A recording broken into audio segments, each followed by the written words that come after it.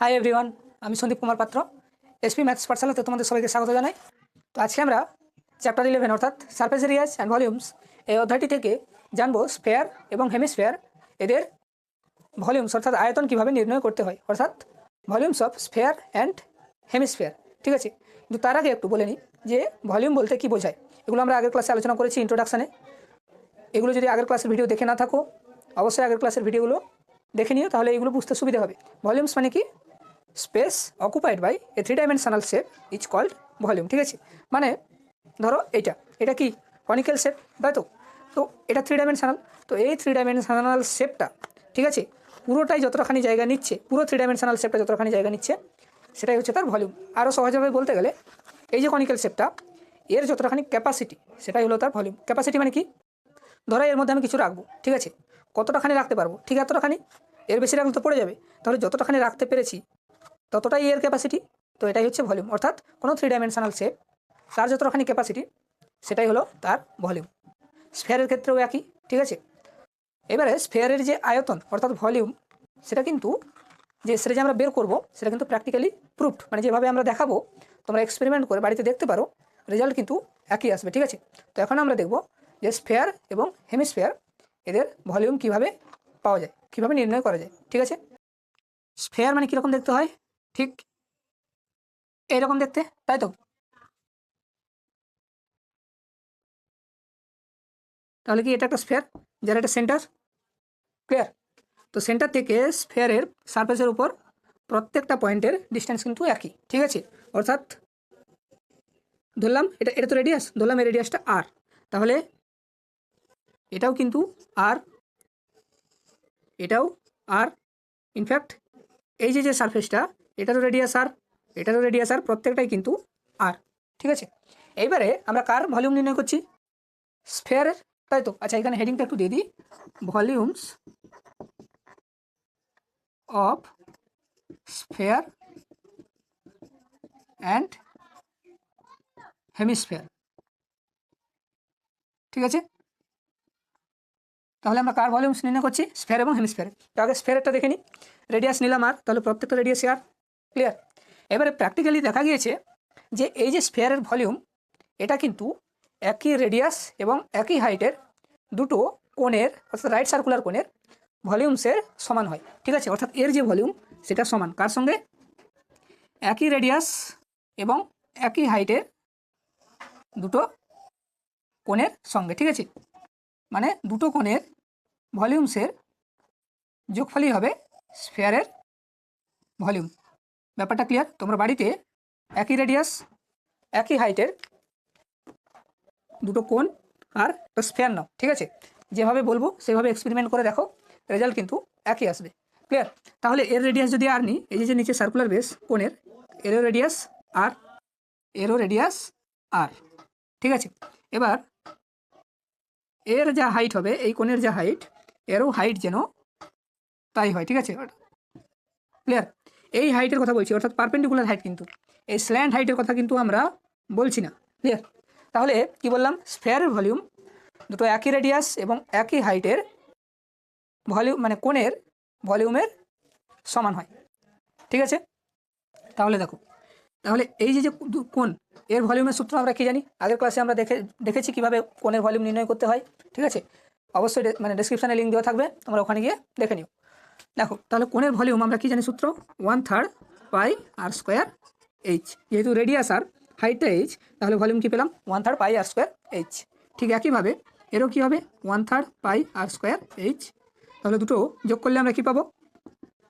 দেখো, 1/3 পাই আর square H plus 1/3 পাই আর square H. তাহলে পাই আর square H common নিয়ে নাও, কী হবে? 1/3 প্লাস 1/3, তাই তো? ক্লিয়ার? পাই আর স্কোয়ার এইচ ইন্টু, এটা দেখো এলসিএম করো, কত আসবে? 2/3। তার মানে বলছি 2/3 পাই আর স্কোয়ার এইচ। ক্লিয়ার? এটা তো কোণের মানে দুটো কোণের ভলিউমের যোগফল পাওয়া গেল। আমরা কার ভলিউম নির্ণয় করছি? স্ফেয়ারের ভলিউম নির্ণয় করছি। এবারে দেখো, স্ফেয়ারের ক্ষেত্রে রেডিয়াসটা কত বলা আছে? আর, তাহলে এখানে আর আছে। ঠিক আছে, এবারে এই যে এইচটা, এটা কি হাইট? তো তো এটা তো কোণের হাইট। এবার এর ক্ষেত্রে হাইটটা কত পাবো দেখবো। ঠিক আছে, দেখো তো এখানে হাইটটা কত বলা আছে? যেহেতু এর ভলিউম এই দুটো কোণের ভলিউমের যোগফলের সমান, তো এখানে হাইটটা কি দেখতে পাচ্ছি? দেখো তো, এই যে এখান থেকে শুরু করে এতটাখানি না, অর্থাৎ এইখান থেকে শুরু করে এতটাখানি, এটাই তো স্ফেয়ারের হাইট, হ্যাঁ কি না? তাহলে এই যে হাইটটা এই মুহূর্তে স্ফেয়ারের কী হয়ে যাচ্ছে, ডায়ামিটার হয়ে যাচ্ছে না, তাই তো? অর্থাৎ এটা যদি হাইটটাকে এইচ ধরি, ওই যে এইচটা বেরিয়েছে, তাহলে এইচ সমান আমরা কী পাবো, আর প্লাস আর, তবেই তো পুরোটা পাচ্ছি, পুরো হাইটটা আর প্লাস আর মানে 2r। ক্লিয়ার? এটা তো একটা 3 dimensional shape, length breadth height প্রত্যেকটাই থাকে, তাহলে হাইটটা কত পেলাম, 2r। ঠিক আছে, তাহলে এখানে যে হাইটটা পেলাম সেটা এখানে পুট করে দাও। ঠিক আছে, কী পাবো তাহলে দেখো, 2/3 পাই আর স্কোয়ার ইন্টু এইচের মান কত পেয়েছি, 2r। কত হবে, 2r। এইচের জায়গায় 2r পুট করলাম, তাহলে দেখো 2 ইন্টু 2 কত, 4/3 যেমন ছিল, তাহলে দেখো পাই আর স্কোয়ার ইন্টু আর কত হবে, আর কিউব। তাহলে এটা কার ভলিউম নির্ণয় করছি, স্ফেয়ারের। কী পেলাম, স্ফেয়ারের ভলিউম দুটো কোণের ভলিউমের যোগফলের সমান। তাহলে দুটো কোণের ভলিউম যোগ করে কী পেয়েছিলাম আমরা, এটা পেয়েছিলাম। এবার এইখানে আমরা কার ভলিউম নির্ণয় করছি, স্ফেয়ারের। তাহলে দেখো স্ফেয়ারের রেডিয়াস তো আর বলা আছে, তাহলে আর, ঠিক আছে।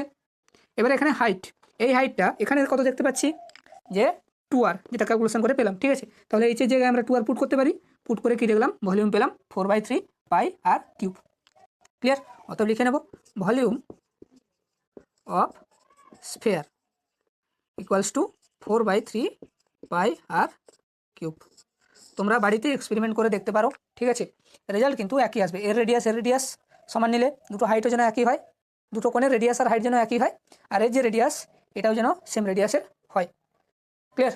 তাহলে কিন্তু রেজাল্ট কত আসবে, এই 4/3 পাই আর কিউব।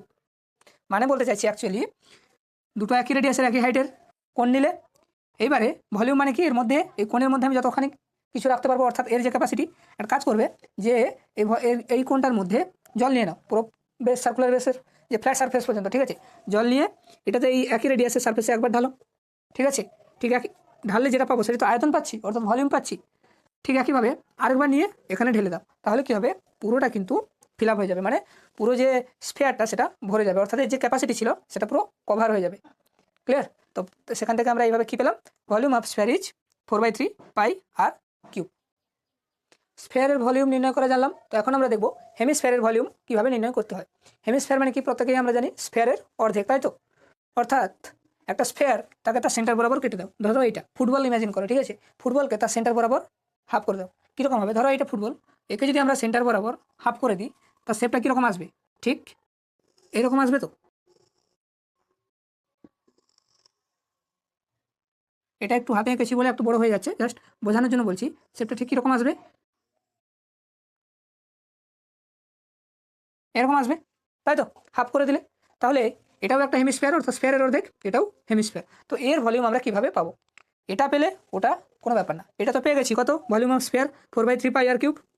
ক্লিয়ার? তাহলে হেমিস্ফেয়ার যদি স্ফেয়ারের অর্ধেক হয়, তাহলে এর যা ভলিউম তার অর্ধেক হয়ে যাবে হেমিস্ফেয়ারের ভলিউম।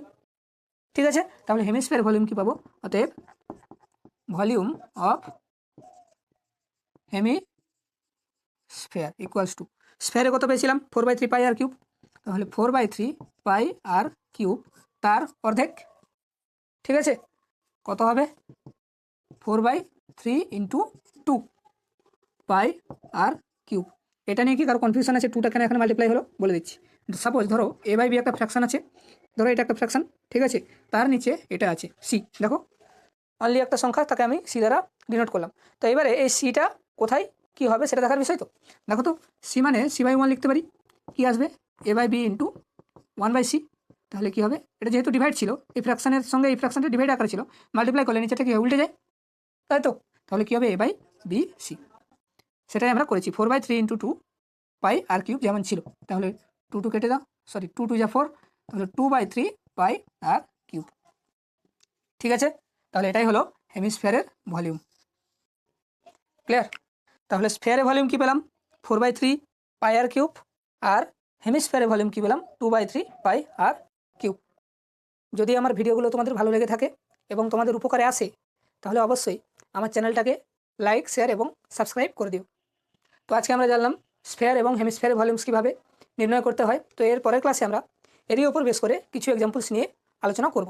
আজকে এই পর্যন্ত।